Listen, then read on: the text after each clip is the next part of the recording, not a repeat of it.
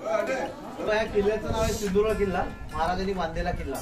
सिंधू म्हणजे पाणी आणि बेटावरती किल्ला बांधला म्हणून त्याला नाव दिलं दुर्ग, सिंधुदुर्ग। बांधण्याचं उद्दिष्ट असं होतं महाराजांचं की मुरुड जंजिरावरती महाराजांनी 2 वेळा अटॅक केला, पण महाराज जिंकू शकले नाही। त्याच्यानंतर महाराजांनी विजयदुर्ग जिंकून घेतला आणि त्याच्यानंतर महाराजांना एक आरमाराची आवश्यकता होती, जेणेकरून त्यावेळी परकीय चलन पोर्तुगीज, डच, इंग्रज, सिद्धी या लोकांचं समुद्रावरती वर्चस्व होतं। त्यावेळी जी माल वाहतूक व्हायची समुद्रामध्ये, त्यासाठी महाराजांना आरमाराची आवश्यकता होती। त्यासाठी महाराजांनी काही गुप्तहेर पाठवले, त्यांना सांगितलं की जागा निवडा जेणेकरून समुद्राच्या मध्ये भेट असेल आणि ज्या बंदरामध्ये माल वाहतूक जास्त होती अशा ठिकाणी जागा निवडायला सांगितली आणि गुप्तहेरांना पाठवून दिलं। त्याच्यानंतर महाराजांना कळवण्यात आलं की मालवण बंदरामध्ये कुर्टे नावाचं बेट आहे, ती जागा योग्य आहे, महाराज तुम्ही पाहून या। आणि त्यावेळी शिवाजी महाराज या बेटावरती पाहणी करण्यासाठी आले नावाड्याच्या वेशामध्ये, शत्रूला कळू नये म्हणून हुबेहूब नावाड्याच्या वेशांचा करून या बेटाची पाहणी करण्यासाठी आले। बेटाची पाहणी केली आणि ही जागा आवडली महाराजांना आणि किल्ला बांधण्याचे आयोजित केले। 25 नोव्हेंबर 1664 ला किल्ल्याचं भूमिपूजन केलं गेलंय आणि 29 मार्च 1667 मध्ये किल्ला बांधून पूर्ण केला। 3 वर्षाच्या कालावधीमध्ये किल्ला बांधून पूर्ण केलेला आहे। आतली जी जागा ही 48 एकर आहे, 3.5 मैलाचा घेर आहे भिंतीचा, म्हणजे कमीत कमी 5 किलोमीटरची भिंत आहे। भिंतीची हाईट आहे 30 ते 35 फूट, जाडी 8 ते 10 फूट, 27 बुरुज आहेत भिंतीवरती, 45 जिने आहेत, 40 टॉयलेट आहेत, अनेक अंधारकोट अशी भिंत बांधून घेतलेली आहे महाराजांनी। आणि या किल्ल्याला खर्च आलेला 1 कोटी सुवर्णमुद्रा होऊन महाराजांच्या काळात 2 नाणी होती, एक शिवराय म्हणून होतं तांब्याचं नाणं आणि एक सोन्याचं नाणं, 3 ग्रामच्या आसपास सोन्याचं नाणं होतं, एक होन म्हणून। तसं 1 कोटी होन एवढं खर्च आलेलं आहे किल्ल्याला। तसंच या किल्ल्याला जे मटेरियल लागलं आहे, गुळ, चुना, सिसं, बेलफळ, शिंपल्यांची वळवण आणि उडीद डाळ असं मटेरियल लागलं आहे। 500 खंडी सिसं लागलं, म्हणजे फाउंडेशनला जास्तीत जास्त सिसाचा वापर केला जेणेकरून समुद्रामध्ये आपला किल्ला आणि आपला किल्ला मजबूत राहावा, त्यासाठी सिसाचा वापर केला गेलेला आहे। असं 500 खंडी सिसं, 1 खंड म्हणजे 800 किलो, असं 500 खंडी सिसं वापरलेलं आहे। आणि बाकी गुळ, चुना, सिसं, बेलफळ, शिंपल्यांची वळवण वापरून हा किल्ला बांधला गेलाय। आणि या किल्ल्याला जो दगड वापरलाय तर हे जे बेट होतं कुठे नाव ते पूर्ण खडकाळ होतं, त्यालाच फोडून किल्ला बांधला गेलाय। काही ते जांभा दगडामध्ये काही बांधकाम केलेले आहेत की ज्यावेळी महाराजांनी आंबोली आणि कोंडा करतात आम्ही जांभा दगड हा किल्ला किल्ला बांधलाय। म्हणजे बेट हे डोंगराचंच होतं का? त्याचा खडकाळ आता ते बाजूला फोडून हा किल्ला बांधला गेला। त्याच्यानंतर ह्या किल्ल्याला त्यावेळी महाराजांनी 3000 कारागीर, बांधकामासाठी 3000 कारागीर, त्याच्यामध्ये 150 लोहार, 150 सोनार आणि 5000 मावळ्यांचा जागता पाळा घेऊन 3 वर्षाच्या कालावधीमध्ये किल्ला बांधून घेतला। आणि कसं समुद्रामध्ये किल्ला बांधायचा म्हणजे दिवसरात्र काम करणं आवश्यक होतं, कारण समुद्राची ओटी आणि भरती याच्यावरती जास्तीत जास्त काम होतं। त्या हिशोबाने हे किल्ल्याचं बांधकाम पूर्ण केलं। आता हे जे प्रवेशद्वार आहे त्याचे फायदे 5 आहेत। तुम्ही बोटीतनं बघितलं असतं तर तुम्हाला डायरेक्ट दरवाजा दिसणार नाही, म्हणजे शत्रूने बाहेरचं निरीक्षण केलं तर त्याला तो दरवाजा दिसू नये म्हणून समोर बुरुजाची रचना केली, टर्न घेतल्याने समोर बुरुजाची रचना।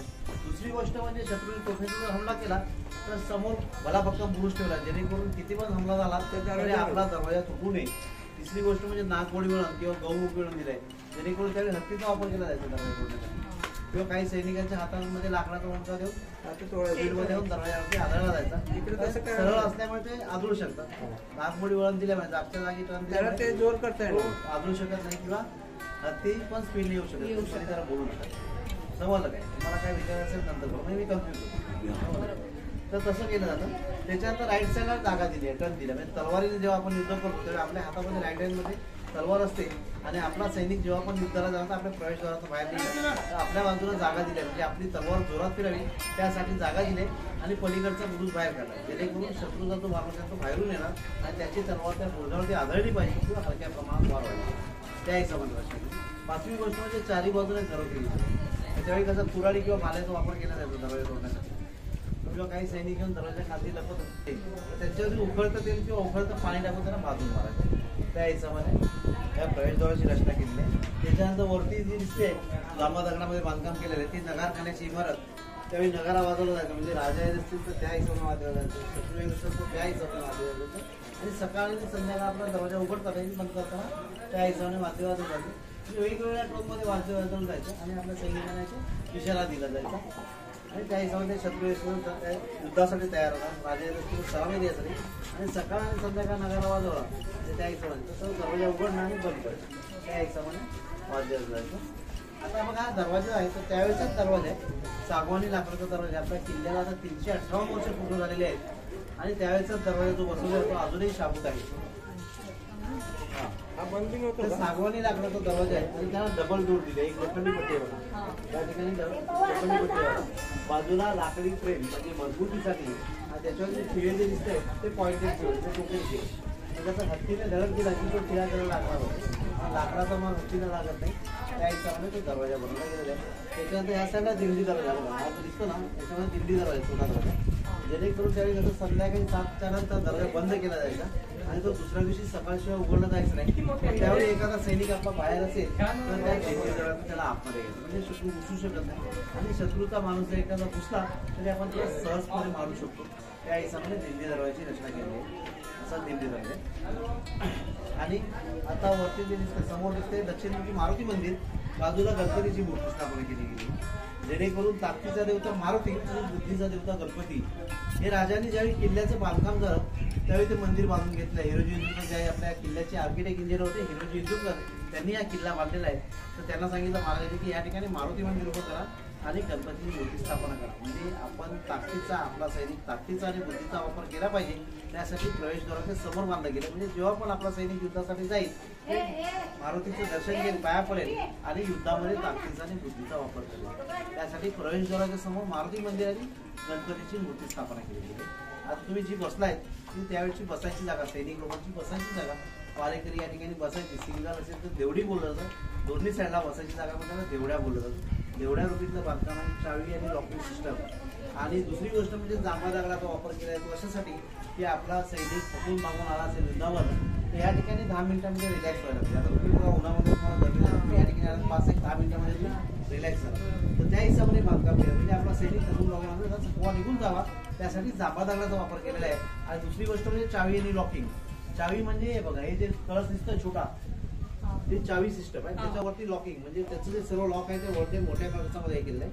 आणि तो वरचा मोठा जर कळस तोडला तर हे सर्व बांधकाम ऑटोमॅटिकली कोसळतं. म्हणजे बायचान्स समजा आपला हा शत्रूने दरवाजा तोडला तर तो वरचा कळस तोडायचा, म्हणजे सर्व ऑटोमॅटिकली हे सर्व बांधकाम शत्रूच्या अंगावरती कोसळणार. आणि आपल्या सैनिकांना तासभर युद्धाला टाइम मिळाला, म्हणजे हे सर्व दगड हटवेपर्यंत 1 तासभर तेवढ्या याच्यामध्ये आपण बऱ्याचशा शत्रूला इथे आपण मारू शकतो. त्या हिशोबाने ती रचना केलेली आहे. त्याला चावी आणि लॉकिंग सिस्टम बोलवलं. त्याच्यात या ठिकाणी तुमच्या बाजूला एक मागे तोफ आहे, 600 किलोच्या आसपास तोफ आहे. काही भाग तुटला गेलाय, त्यावेळीचीच तोफ आहे. आपल्या किल्ल्यावरती 3 तोफ आहे. आता 200 तोफ होत्या. महाराजांचं निधन झालं 1680 मध्ये, त्यावेळी ब्रिटिशांनी या किल्ल्यावरती कब्जा केला, त्यावेळी त्या सर्व तोफा गेल्या. त्याच्याकडे फक्त 3 तोफा या ठिकाणी किल्ल्यावरती. या ठिकाणी 2 महाराजांचं मंदिर समोर दिसलाय ते जरीमरी मातेचं मंदिर आहे. जरीमरीमधला मरी देवीचा गाव येतो, प्रत्येक गावाच्या जोर म्हणजे तापाला जोर बोललं जातं. आणि तापासारखे आजार पण आपल्या गावामध्ये म्हणजे गावाचे येऊ नये म्हणून त्यावेळी बांधलेलं मंदिर आपले मराठी सरदार होते तुकाराम येसवा आयरेकर त्यांनी बांधलेलं मंदिर आहे. 1813 मध्ये बांधलेलं मंदिर आहे जरीमरी मातेचं मंदिर. आणि आदिवासीचं रूप दिलंय, म्हणजे एक त्रिशूळ आहे, बाजूला 2 पासून आणि शंकराची पिंडी. आणि त्यावेळी त्याला औषधोपचार करायचा असेल तर डॉक्टरांना वैद्य होते तर ते त्या देवीला साक्षीपर्यंत औषधोपचार केला जातो. म्हणजे ते बांधलेलं मंदिर आहे आपल्या मराठी सरदाराने तुकाराम येसवा आयरेकर त्यांनी बांधलेलं मंदिर. त्याची नेमप्लेट तुम्हाला मिळेल त्या ठिकाणी, पण डायरेक्ट म्हणजे त्यामध्ये पॅराग्राफ नाही, मुडी लिपीचं डायरेक्ट लिहिलं त्याचं नाव आहे त्या ठिकाणी. त्याच्यानंतर वरती महाराजांचा म्हणजे हा किल्ला बांधून झाल्यानंतर महाराजांनी मारुती मंदिर बांधलं. त्याच्यानंतर किल्ल्याची पाहणी केली आणि हा महाराजांना किल्ला आवडला. ते आपण जे 3000 कारागीर होते त्यांना बक्षीस स्वरूपात सुरेश मोहरा दिला गेला. आणि हिरोजी इंदुरकर द्यायला गेला की त्यावेळी हिरोजी इंदुरकरांनी हा किल्ला बांधलेला. आणि त्यावेळी आपल्या महाराष्ट्रातली बंदरं जी होती 84 बंदरं होती. त्यावेळी हिरोजी इंदुरकर सांगितलं 84 बंदरामध्ये तुम्ही अजिंक्य लंका घडवलेली आहे, म्हणजे सोन्याच्या लंकेपेक्षा पण चांगला किल्ला बांधायचा. तुम्हाला बक्षीस काय पाहिजे, हिरे जवाहरात मोहरात नवी तुला काय पाहिजे ते मला तुम्हाला दिलं जाईल. त्यावेळी हिरोजी इंदुरकर सांगितलं महाराज मला बक्षीस काय नको, फक्त हाताचा आणि पायाचा मला वरती उठून पाहिजे गुळ आणि पुण्यामध्ये. त्यावेळी महाराज तुम्हाला हाताचा आणि पायाचा कसा का, तर ते अशासाठी महाराज की जेवढी पण तुम्ही तलवार घेऊन युद्ध केलं आहे ती जिंकून आणला तुमच्या हाताचा कसा राईट हँड आणि लेफ्ट पाऊल, म्हणजे आपण अशुभ मानतो पण घोडसवारी करताना पहिलं पाऊल लेफ्ट टाकावं लागतं. घोड्यावरून चढून तुम्ही कुठच्या पण किल्ल्यावरती सवारी केली आहे ती यशस्वीपणे पार पाडली आहे, म्हणून तुमच्या हाताचा आणि पायाचा मला या ठिकाणी बक्षीस स्वरूपात उठून पाहिजे. आणि एक भावी पिढीला तुमची प्रेरणा तुम्ही या किल्ल्यावरती त्याची आठवण म्हणून त्या ठिकाणी महाराजांचे हातापाय जसे उठून घेतले. दुसरी गोष्ट म्हणजे हा किल्ला स्वराज्यासाठी मोडत होता, म्हणजे राजाने स्वराज्य स्थापन केलं ते आपल्या सिंधुदुर्ग किल्ल्यामुळे. जेणेकरून पोर्तुगीज इंग्रज या लोकांचं जे वर्चस्व होतं ते महाराजांना संपुष्टात आणतं. कारण असं होतं की त्यावेळी चौऱ्याऐंशी बंडामध्ये व्यापार करायचे आणि आपल्या जनतेला लूटपाट करून काही बायकांना त्रास देऊन काही बायकांना असं त्रास करून ऐकायचं. त्यासाठी महाराजांना आरमाराची आवश्यकता होती की त्याचं समुद्रावरती वर्चस्व आणि त्याचं सरकार स्थापन करायचं असेल त्याला समुद्रावरती वर्चस्व आवश्यक होतं. आता आपण वोटिंग करून सरकार स्थापन करतो, तर त्यावेळी ज्याचं वर्चस्व समुद्रावरती तोच त्यावेळेचा राजा. तर त्यासाठी महाराजांना आरमाराची आवश्यकता होती. आणि त्यावेळी हा आरमार बांधण्यानंतर महाराजांनी 75 ते 76 जहाजं युद्धासाठी समुद्रावर उतरली. काही जहाजं भाडेतत्वावरती घेतली, काही जहाजं रिपेअरिंग केली जुनी जहाजं, आणि काही जहाजं नवीन बांधून घेतली आणि 75 ते 76 जहाजं युद्धासाठी समुद्रामध्ये उतरवली. आणि त्या जहाजांवरती नेमकं दर्या सारंग त्याचे मास्टर माइंड होते युद्ध करण्यासाठी.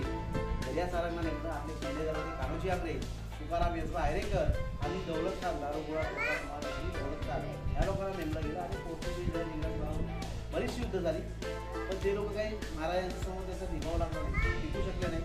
मग त्यांनी शेवटी पत्रव्यवहार केला की महाराजांना की आता आम्हाला युद्ध करायचं नाही, आम्हाला व्यापार करायचा आहे, जो काही कर असेल तो आम्ही भरायला तयार आहोत. आणि महाराजांना ह्या किल्ल्यावर कर यायला सुरू झाला. त्याच्यानंतर महाराजांनी आपलं स्वराज्य स्थापन करण्यासाठी रायगड किल्ला बांधला. हा पहिला आहे सगळ्यात. तर रायगड किल्ला बांधायला घेतला. रायगड किल्ला बांधायला हिरोजींची सांगितलं आणि हिरोजींनी रायगड किल्ला बांधला. त्यावेळी परत त्यांना बक्षीस स्वरूपात विचारलं गेलं. त्यावेळी हिरोजी सांगितलं मला बक्षीस काही नको, मला फक्त माझं नाव रायगड किल्ला त्याच्या पायरीवर मला नाव घेतलं. त्यावेळी महाराजांनी केलं की सिंधुदुर्ग किल्ला बांधला त्यावेळी पण बक्षीस काही घेतलं नाही. या ठिकाणी नाव का तर याच्यासाठी महाराज जेव्हा पण तुम्ही वेंकटेश्वराच्या दर्शनाला जेव्हा तुमच्या जी पायाची धूळ आहे ती माझ्या मस्तकी लागली पाहिजे म्हणून त्या ठिकाणी नाव लिहून घेतलं. आणि या ठिकाणी शिवाजी महाराजांच्या